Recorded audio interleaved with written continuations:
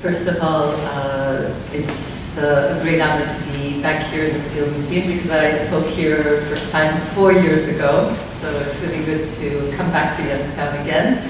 Really good to be in this beautiful venue again. And especially this time, last time I was here, a different friend was involved in the Jewish Studies department here, and this gave me an occasion to re-meet Jacob in the flesh after 15 years of not seeing each other, because we have known each other for about 20 years. But another thing is, it is also a great honor for me to be speaking on the heels of International Holocaust Remembrance Day, because Saturday was the 27th of January, and it was only in 2005, when it was the 60th anniversary of the 60th anniversary year of the liberation of Auschwitz and the end of World War II, and ostensibly the end of the Holocaust. That was when the United Nations decided to declare an International Holocaust Remembrance Day on the anniversary date of when the Red Army liberated Auschwitz-Birkenau, the system of Auschwitz camps. But I couldn't help but notice also that coming up in the Jewish calendar is Tu B'Shvat, which is the Festival of the Trees, which is about rebirth and regrowth and renaissance and revival.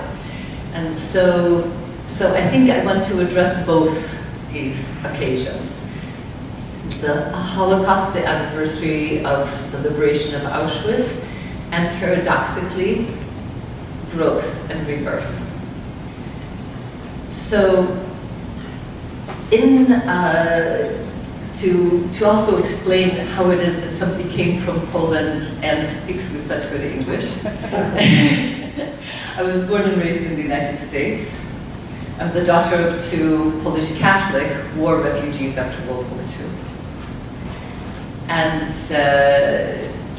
it was basically at the end of the 1970s, when after the Holocaust miniseries on NBC, Holocaust, the word started to become something that everybody was using, not just in the Jewish community's remembrance, but starting to appear in mass discourse, mass media, in conversations. John Smith started to talk about the Holocaust.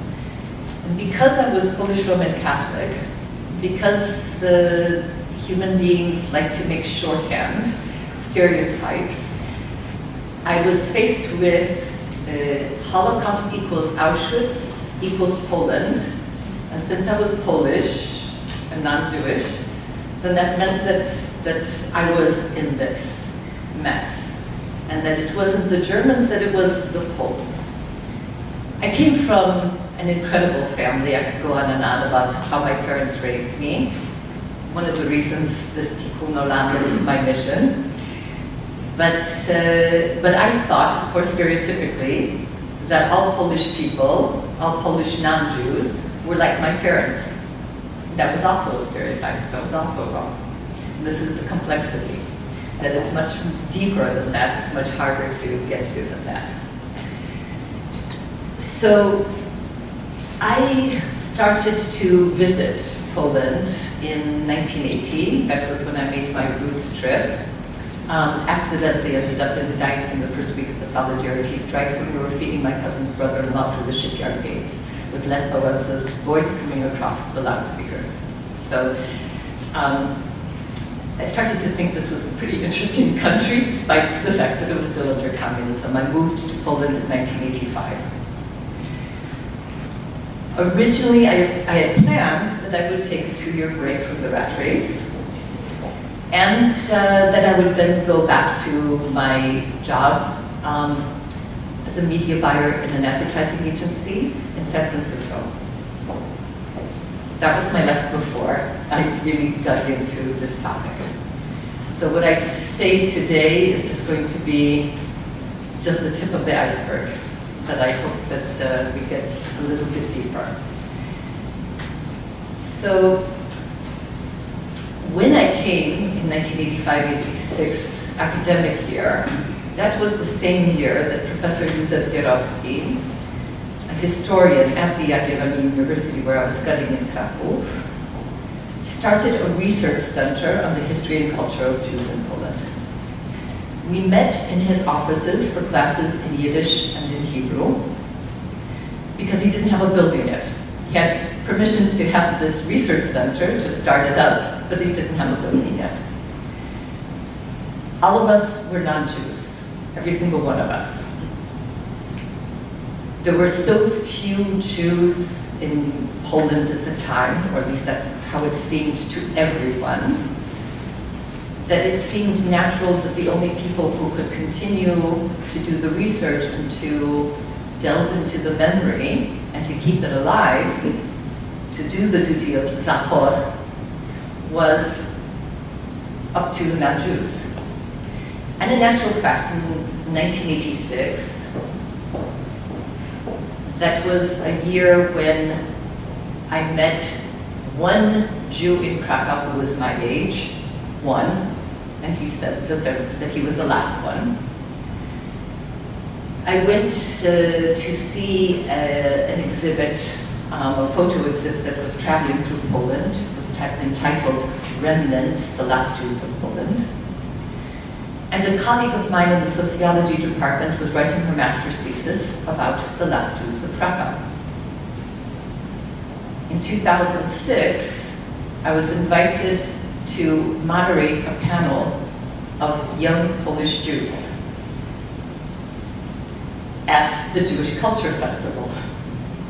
So where did these young Jews come from, and why did my friend and colleague Constante Gebert was sitting next to me, and when I explained where we were coming from and how far we had come, Kostek admitted that he was one of the people interviewed and photographed for that exhibit and album, and that he had said that he was going to be the last of the Mohicans and he was going to be turning off the lights.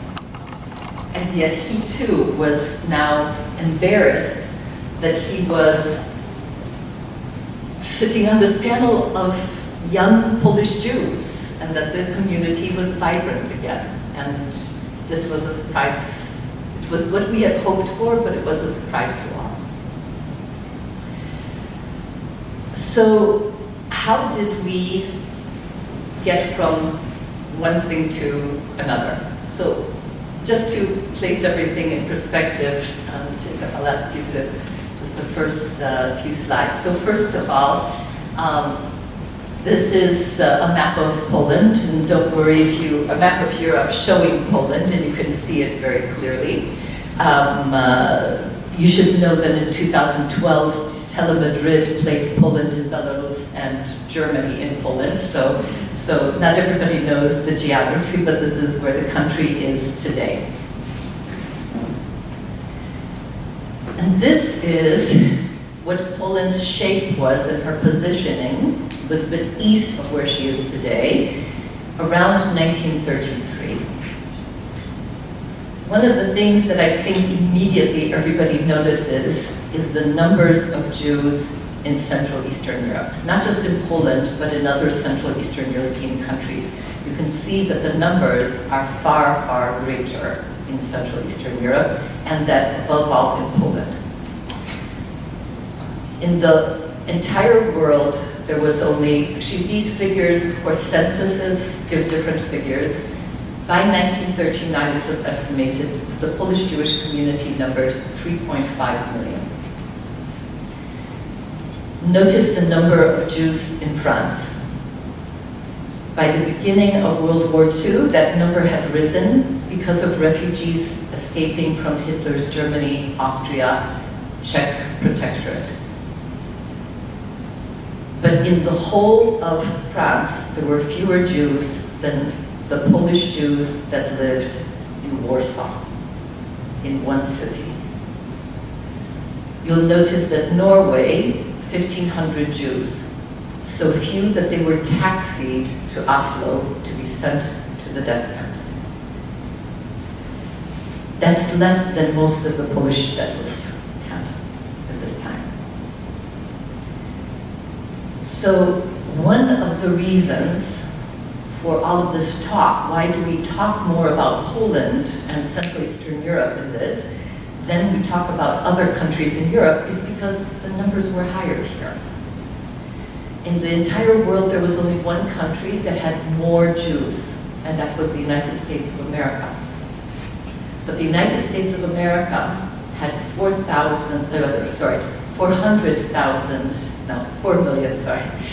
million Jews living coast to coast. Poland had 3.5 million living on a space that was basically New Mexico with a part of Arizona.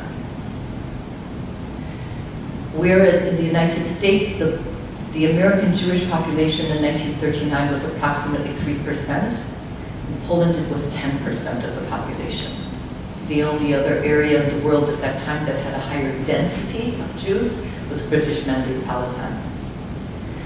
So this is one of the reasons why when people start to talk about the Shoah, the Holocaust, and talk about long history and difficult times and tense relations and conflicts and pogroms and massacres, etc., they usually think of Poland first. That's because that's where the history was the deepest and the densest.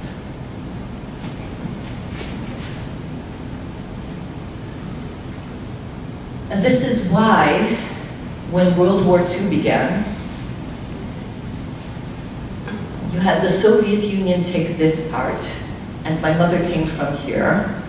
The Third Reich took this part. My father came from here. And this was the general government, so also under German control, but German occupied with no Polish government in place. I live now in Kraków, and this is where Oświęcim, Auschwitz is. So we can see, actually, this map was supposed to show the ghettos in occupied Poland. That's not true. That's not all of the ghettos. A map that showed all of the ghettos would be too dense. It would be just one blur. This is a map just to show representatively the biggest ghettos, the ones with the largest populations, but not all of them by any means. Here we have it in comparison to the rest of Central Eastern Europe, and you see that the ghettos are precisely where the Jewish populations were the densest. Central Eastern Europe, not Western Europe. And so the oldest ghettos, the yellow stars, again representative. Then you have, after Operation Barbarossa, after the Third Reich attacks the USSR, moving farther east. And then you see Hungary, the latest ones in 1944. And then here, the death camps, all of them located on today's Polish territory. But this is, keep in mind that 4 of the death camps were in the general government, and 2 of them were in the Third Reich, including Auschwitz. Here again, we see how far the German occupation went. Something that we don't talk about, we don't associate with what was happening here when the Shoah came to Central Russia. Now, after World War II, Poland lost this territory, was ceded to Stalin, and Poland gained from Germany that part in the northeast and lands to the west. Which means that now things became even more complicated because Poland now not only had inherited all of the death camp sites, not only had inherited ghettos that were in the Third Reich as well as ghettos that were in the general government, but also inherited places like Opole or Poznań or Wrocław, cities that were in the Third Reich before World War II, and whose synagogues, for instance, were destroyed during Kristallnacht in November 1938. So this means that we became caretakers for not only things that happened on pre-war Polish territory, but things that happened in the Third Reich. We now inherited that as well. And then after World War II, so Poland is shifted west, and here you see it against the background of Central Eastern Europe, what ended up in the Soviet sphere of influence.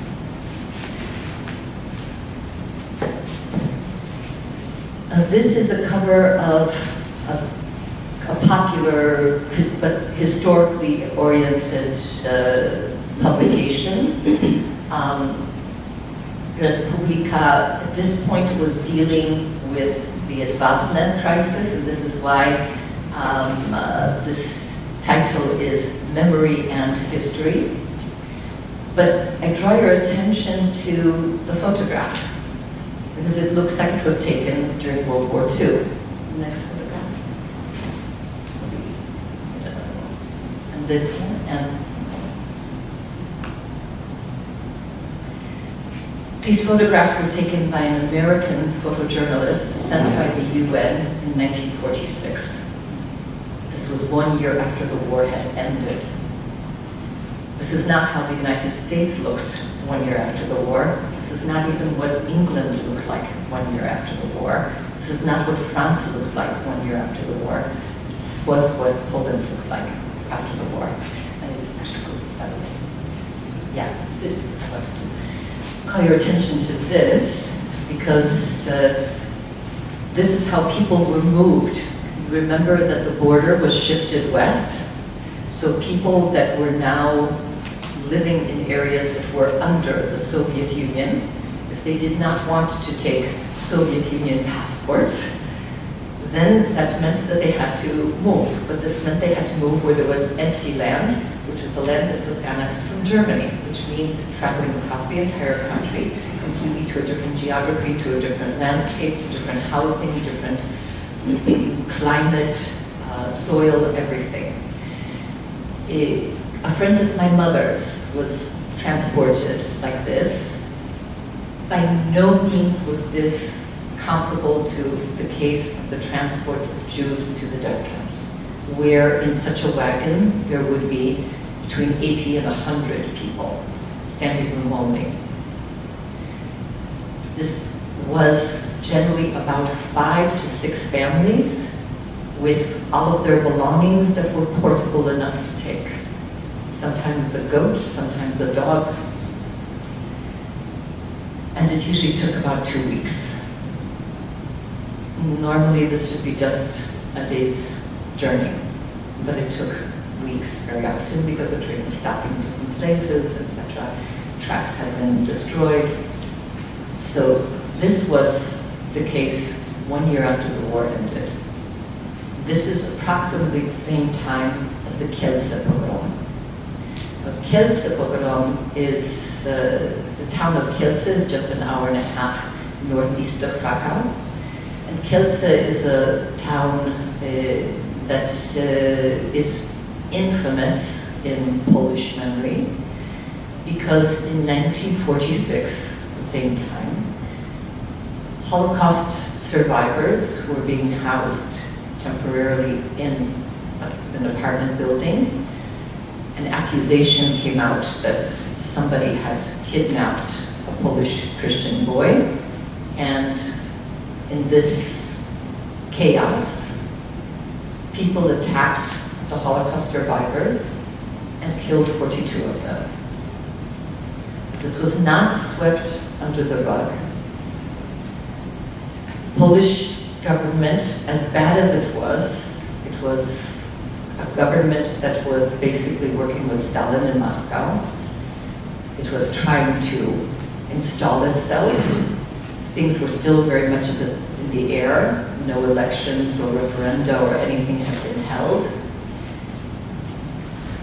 And yet the government not only organized the funeral for all of the victims, but filmed, documented this, and newsreel footage was shown in cinemas.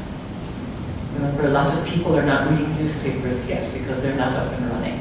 So newsreel footage is where people found out.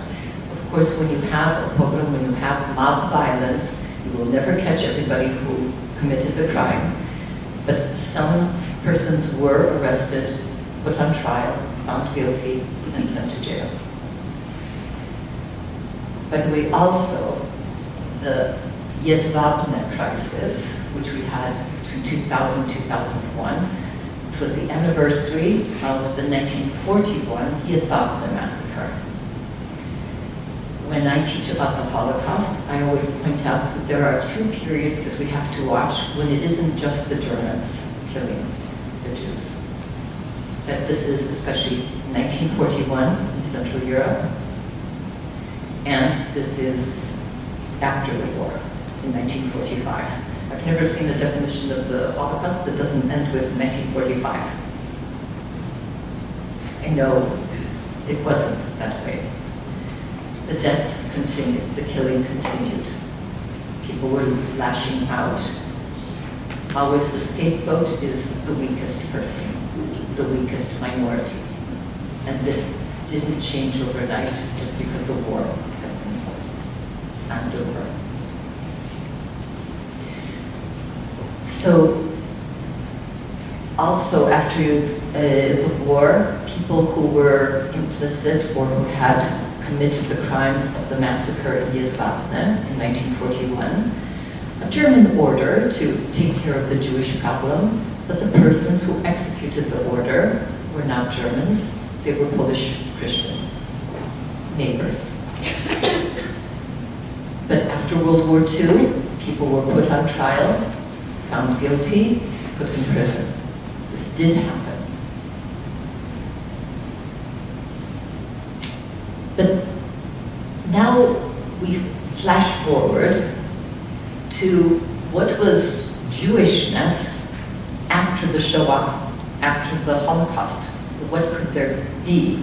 And then in that case, then we see why it was in 1986 that Costa Gebert said that he was going to be the last of the Mohicans turning off the lights, and that I thought that I was witnessing the end of this minority's long history in Poland, reaching back to the 10th century.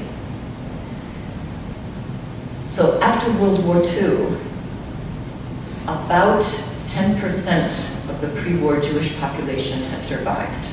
But one, they had survived in many different places. Some never came back to Poland. There are various estimates, but about 250,000 went through Poland. But most of them did not stay. Most of them did not stay because, one, there was post-war violence still against the Jews. Two, they were coming back and finding out that of a vibrant community that had 5,000 Polish Jews supporting 2 synagogues, a mikvah, 2 cemeteries, etc. Now 4 people have come back. How could they possibly support the infrastructure that they've inherited? They also left because after this trauma, after losing all of their family members, they wanted to go where there still was family.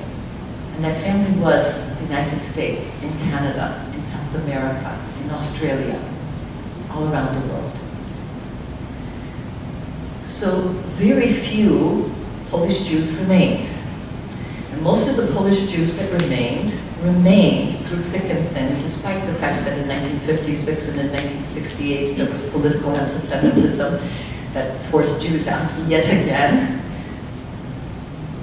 They stayed mostly, if they were idealist communists, they wanted to believe that they could create a utopia here, that they could create a homeland, that they could make it their homeland. Some also left because they said, we don't replant an old tree. So the Jews that I met in 1985, 86, 87, 88, they were secular Jews. The first time that I went to the Renu synagogue in Krakow, there wasn't a minyan. On Saturday morning services, there were not 10 Jewish males who would perform the services all the way through. My friend who was visiting and who was conducting the services was told, we don't have a minyan and we really want to just go home. They really weren't religious, they were doing this out of tradition. which meant that this was eroding, and with every decade there was attrition. Not only what the Polish communist government was doing, not only what Polish society, non-Jewish society was doing, but also among the Polish Jews. Also, Polish Jews couldn't marry other Polish Jews. They weren't meeting other Polish Jews anymore. And so, of course, the usual thing happened, that the children were raised in the religion of the dominant majority. And this meant that of all of my Polish Jewish friends, only one of them has 2 Jewish parents. Everyone else has 1 Jewish parent. And by the way, one of the things that helps to support the transmission of culture in a family is not only the parent, but the family. And this 1 Jewish parent was the one that had no family. On that side of the family, there is no grandmother, no grandfather, no aunts and uncles, no cousins. That also meant that it was going to be harder to carry this on. There were Jewish institutions. There was the Jewish Historical Institute in Warsaw, the Yiddish Theater in Warsaw. Fortbread was still coming out in the 1980s, so bilingual in Polish and in Yiddish. Weekly, the Jewish annual religious calendar. There was the Socio-Cultural Association of Jews in Poland. There was the Jewish religious community. But when it came to the organizations and the publications were censored and limited by the communist government, and the organizations were told in which cities they could have headquarters, and where those headquarters would be, and what they could or could not do. This is why, in 1986, it looked like this was going to be fading away, and there was going to be nothing left. And then 1989 happened, and Poland moved from communism to democracy and capitalism. One thing that really moved the Jewish communities immediately was something that social scientists in Central Eastern Europe, actually a Russian sociologist named this the biography project. Under communism, everybody was supposed to be all the same, which is very blah, especially for young people, to be just like their parents. Can't very much rebel against your parents if they're oppositionists. You're going to join the Communist Party in rebellion. Sounds a little... So after 1989-90, young people started to dig in their family biography to see who they really were, what had been hidden by communism, and because this was also a chance to get a different identity that was theirs, that was in the family. So they started digging, and they found out that they were Armenian, Lithuanian, Ukrainian, German, Kashubian, Silesian, and Jewish. I started teaching at the Jagiellonian University in 1995. My students were all about marking themselves. Their backpacks, their jackets, their clothing was marked with the symbols of the minorities that they belonged to. This is really what moved things. Younger people started to go to their one surviving grandparent at this point and ask, how do I do seder? One family where I interviewed 3 women, the grandmother, the mother, and the granddaughter, the grandmother told me it was the granddaughter at the age of 15. On her father's side, she was Polish Catholic, and she had been raised Catholic. But on her mother's side, she was Polish Jewish, so thick and thin for generations back. And she went to her grandmother and said, how do we do Seder? How do we do Passover? And her grandmother's husband had been an idealist communist. So he had gotten rid of everything that had a taint of religion that she had managed to hang on to one Seder plate. And so with the impetus coming from the granddaughter, the three women, the grandmother and the mother were widows by now, started to be active in the Jewish community, and they started to return to the faith, and they started to re-identify themselves as Jewish.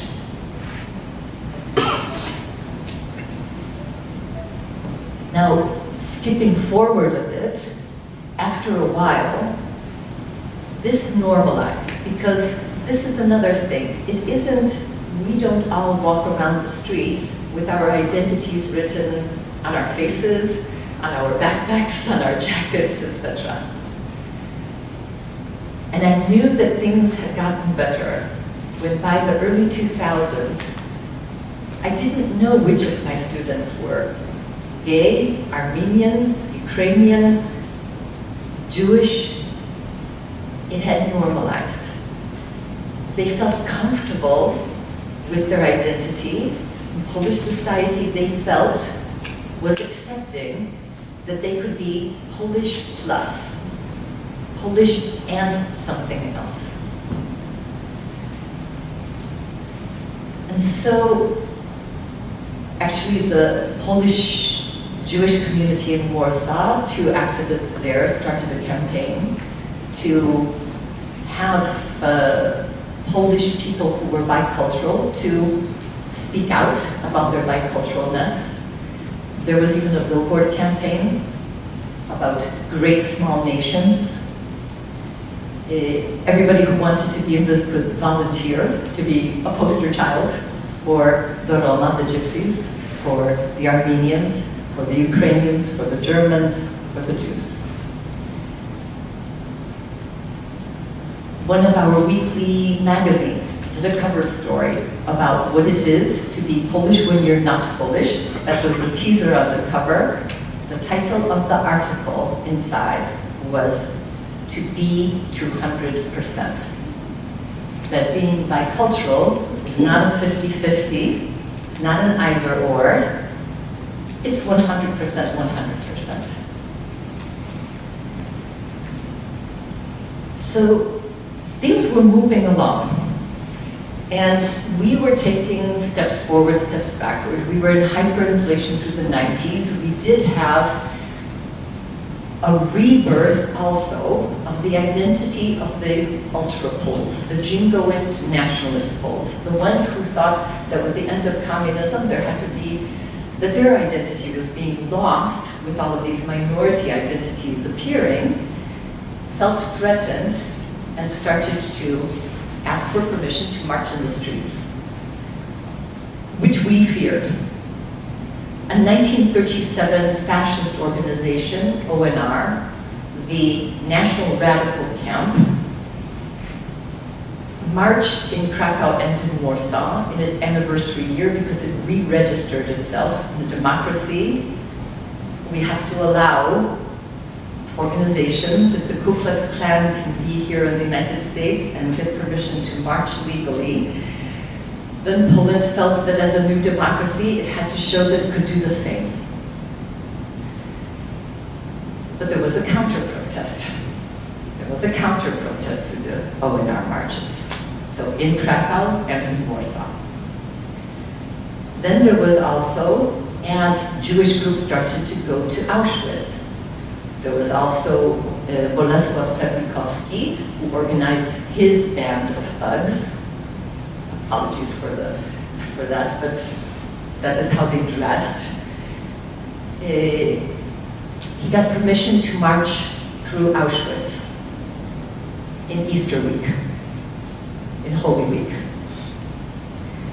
And again, lots of clamor that we couldn't allow this, but on the other hand, that we had to, because we were a democracy. If other people can march through Auschwitz, then we have to let them march through Auschwitz as well. But fortunately, that was mostly dying out by the end of the 90s.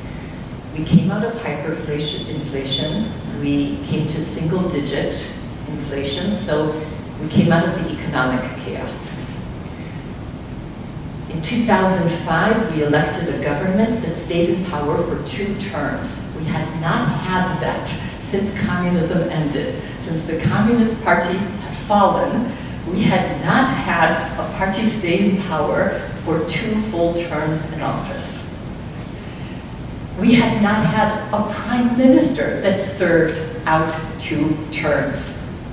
We thought we had arrived, finally, that we had gotten out of political chaos as well, and that we were reaching social stability. We were wrong. On the one hand, because this is all full of paradoxes, on the one hand, Lech Kaczynski, because the 2 key persons that you need to know about right now are twin brothers who worked very closely with Lech Wałęsa way early on in the opposition. Then when he was president, they supported him. Then they went their separate ways, but they were always centrist. And at one point, Lech Kaczynski, one of the twin brothers, was elected president of Poland. He started a tradition that the first night of Hanukkah, the president of the Republic of Poland goes to the Nożyk synagogue and lights the first candle. This was covered by the news, and it became a tradition. Not only did it become a tradition that is carried out until this day by all subsequent presidents, but also it started to catch on, and for instance, the rector of my university also lit the first Hanukkah candle in Krakow. So we thought that things were okay until 2010. In 2010, it was the anniversary year of the Katyn massacres. Just as Auschwitz is a code word, just as Kielce is a code word, just as Jedwabne is a code word, these are code words for bigger phenomena that were much more widespread. The Katyn massacres, this refers to one forest where about 5,000 victims shot in the back of the head, Polish military, had been executed at the order of the KGB in April of 1940. We use the name Katyn to symbolize this, even though actually there's 3 or 4 mass grave sites, and the total number of those killed was about 22,000. There is an American scholar who is looking to see how many of those were Polish Jewish killed by the Soviet Union. The last I spoke to him, the number was over 1,000 of the 22,000. But one of them was the chief rabbi of the Polish Armed Forces. I have a connection to this tragedy. I lost an uncle at Charków. This was one of the forests. So in 2010, it was the anniversary year, and the president was flying with the First Lady, the Joint Chiefs of Staff, many politicians from different parties, from the far right to the far left. And they were 96 people with the crew of the plane flying to the ceremony, which was going to be at the Katyn forest. There was heavy fog, and the plane crashed, and all on board were killed.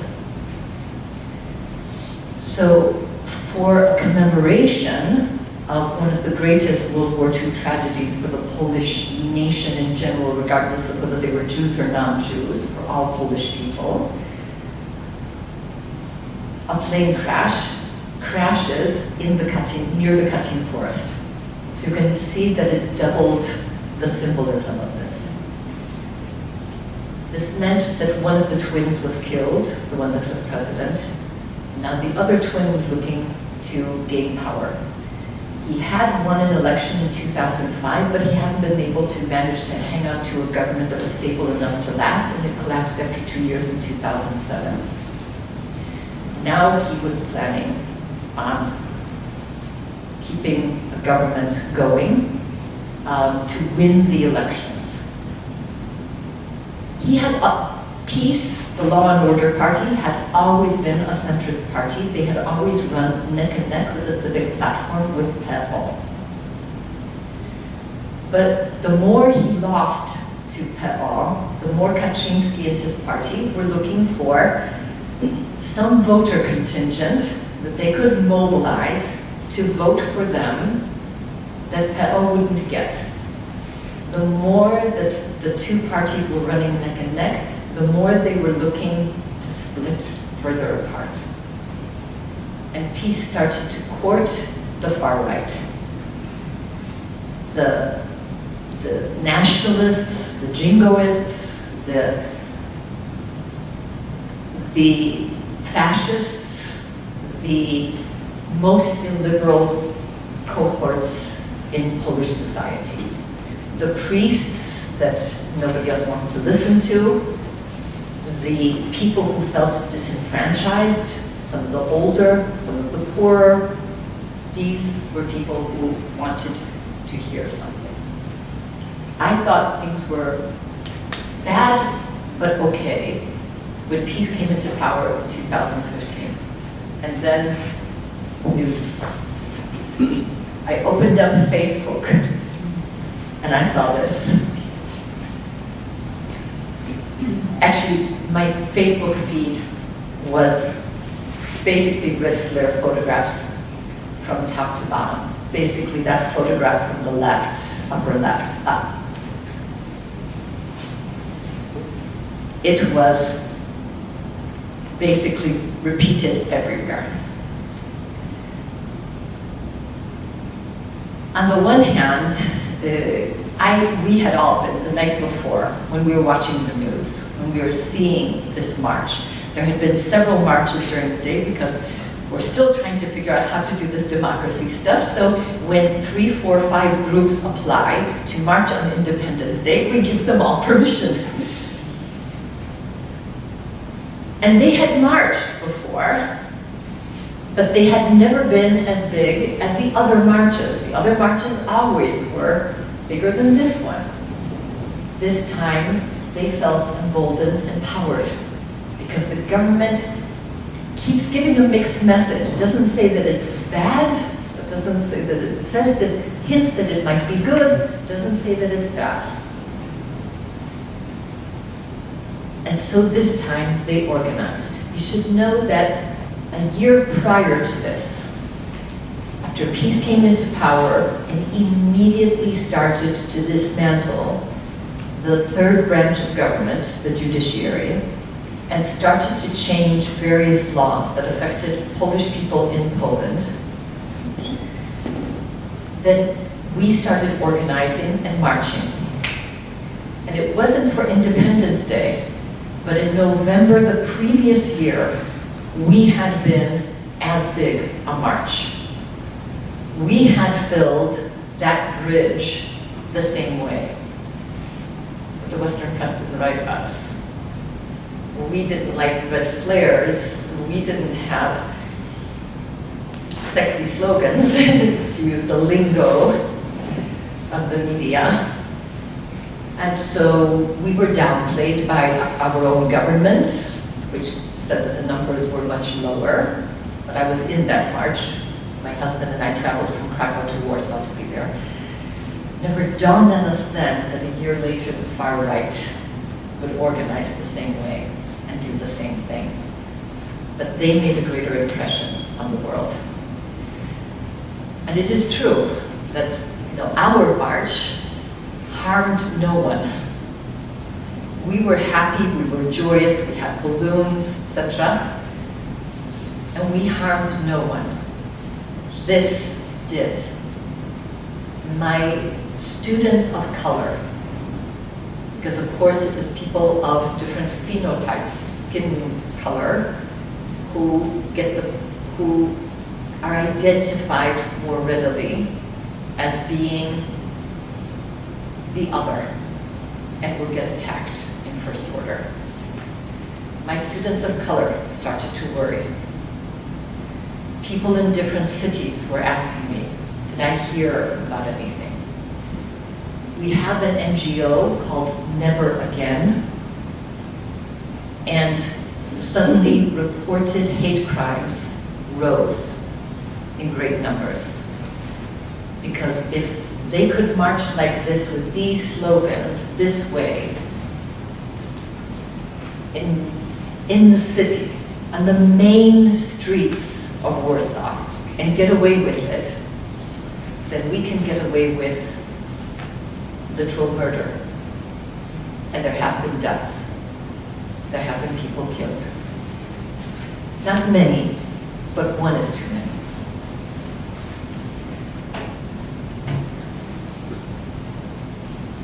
The Human Rights Ombudsman's office also. A friend of mine works with the Human Rights Ombudsman, and suddenly he was traveling everywhere from Elbląg to Szczecin to Warsaw to small towns to big cities, because more and more people were reporting crimes or saying that they were being attacked or having things painted on their apartment buildings, on synagogues, on cemeteries. Again, not just Jews, but also Jews. As you can see, there is a new Jew in town. Since 9/11, this has also spread to Europe. That now the identifiable other is the Muslim. And this is why you have Muhammad is not welcome. We also have symbols against, fascist symbols from Spain, from Ireland, from other countries at other times, including the swastika in this march. And there were banners on which it said, Biała Siła, white power. White power. A country that, you saw the map of how many Jews lived here. Remember that in 1939, Poland was 2/3 Polish Roman Catholic, but fully 1/3 minorities. Jews were 10%. The other 20% were all these other minorities. We came from a multicultural history that made us once a powerhouse in Europe. And now in 2017, we have people who want us to become a monoculture. And who are afraid, but who are threatening others. This is frightening because we thought that we had gotten to a good place. It is true that the JCC in Krakow boasts that it is the only JCC in Europe that has no security guard in front of it. It has no TSA check before you come in. People walk in off the street. When the director married his now wife, anybody could have walked into the courtyard. Anybody could have walked into the courtyard. It was wide open. But this makes us wary, especially because when something like this happens, we can say it's a one-off. This won't happen again. That will get organized again next year and will be the bigger march next year. But everybody always, of course, looks to the government, to the political leaders. What are they saying or not saying? And some didn't say anything, some, including the Minister of Internal Affairs, who said, wow, great patriotic march, lots of Polish flags, the red colors of the Polish flag, this is good. People should be proud of their country. Instead of cutting this down and nipping this in the bud, he encouraged them. And this is why this is now going to be a long, hard fight. But there are some other things. One is that because Jews had intermarried so much, Jews in Poland are now invisible. This is one of the reasons why it says that Muhammad is not welcome. Muhammad is more visible. Jews are not. We'll pass around, this is purportedly a reprint of something from before World War II, but this was something that floated around in the 2000s, a list of crypto-Jews. Very interesting tactic. Some of the Jews on here, some of the Polish Jews on here are Polish Jews. But some are completely not Polish Jews. So, very interestingly, on this, we have Adam Michnik, who is Jewish, but we also have Jarosław Kaczyński, he will be number 20. Lech Kaczyński, his twin brother, isn't listed. So Jarosław Kaczyński himself, in the 2000s, was, in the blamed for being Jewish, was outed as a crypto-Jew, a threat to Polish society. At the same time, in 2013, the Polish Jewish community in Krakow, looking for a specific month, the JCC issues a calendar, and every year they have a theme. And one year the theme was 3 generations. The woman in this picture is Orla-Bukowska, who is a Polish Jewish Holocaust survivor. 3 generations are alive today in Poland. But also, there is this family. This is my friend Kasia. This is her daughter Marysia, who was a student of mine. She's now the wife of a rabbi who got training in Jerusalem. They moved back, and she is the wife of a rabbi in Łódź, Poland, mother of 4 children. This family, one sister who's not pictured, did the family biography project, discovered that the women were Jewish. She is now married to the JCC director. But the best picture for me was this one. Because one day I teach in the sociology department, and philosophy is in the same building. And I saw this man next to me asking for keys to a classroom. And I went, oh, you're on my calendar this month. And he went, yeah, my mom. She wanted us to do this family project. She thought it was going to be really important. And he did the usual kvetching that Polish people do, Polish Catholics do this too. And I said, but think about it. You agreed to pose with your mother on a Jewish calendar, to out yourself and out your daughter. You didn't think that you were going to put her in harm's way by posing for this photograph. Not only that, but the JCC decided to do this calendar of 3 generations. Finally, in 2013, we could have 3 Jewish generations. And I said, and people are buying this calendar because it's for sale, and they're putting it up on their walls at home. We have come a long way. But that was 2013. And then we have the paradox of 2017. More recently, what has been in the news lately is something that is very much misunderstood by the Western press, and everybody is reacting without actually looking at the letter of the law.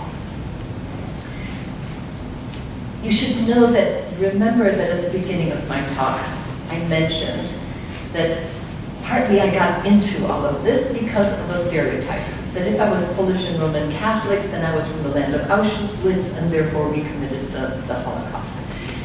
And there is a shorthand, since you saw the map with the 6 death camps all being located on today's Polish territory, then there is a shorthand, the Polish death camps.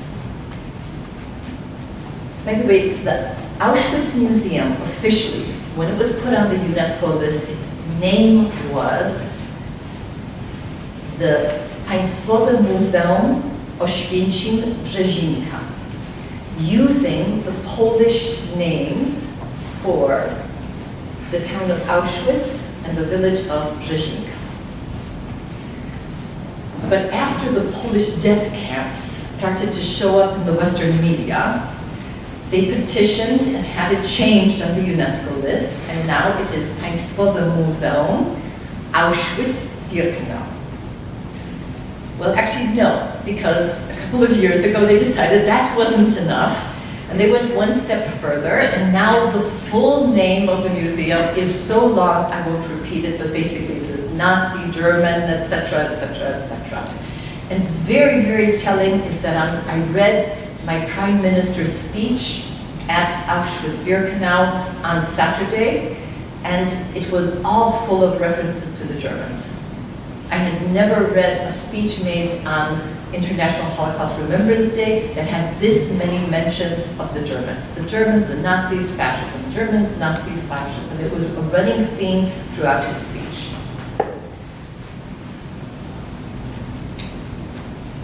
The museum generally says now Państwowe Muzeum Auschwitz-Birkenau, but they use the German names to make it clear. It was actually a Polish-Jewish Minister of Foreign Affairs in 2005, ahead of the major media coverage because it was a round anniversary year, anniversary of 1945.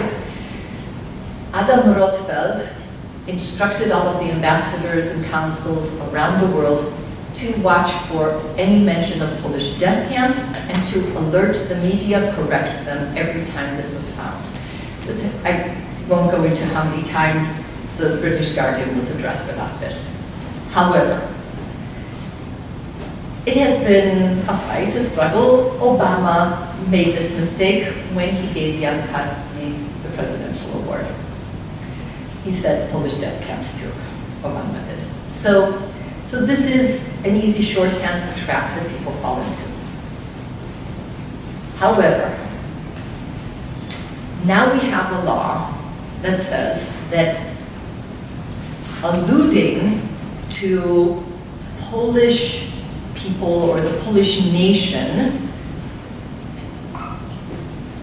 having committed some crime that wasn't committed by them, or alluding that a crime had been committed by Polish Christians that wasn't a fact, but an opinion, then this would be punishable by a fine and by possibly jail time. The odd thing is, of course, nobody in Poland is saying Polish death camps. So passing a law in Poland that says this is ludicrous, because it's really against the people outside of Poland who are using the shorthand in the media. Not only that, but the thing that is really frightening for us in Poland, you remember also at the beginning I mentioned that we have a government that one of the first things that it did, the first month, literally the first month that they were in power, they dismantled, they co-opted the Constitutional Tribunal. They started packing the court, and now they're doing this with the Supreme Court. We're in the phase where they're doing this. This means that, like all laws, many things are up for interpretation. It does say that if I, as a scholar, say something, I can't get arrested for it. If an artist does a performance piece, he won't get arrested.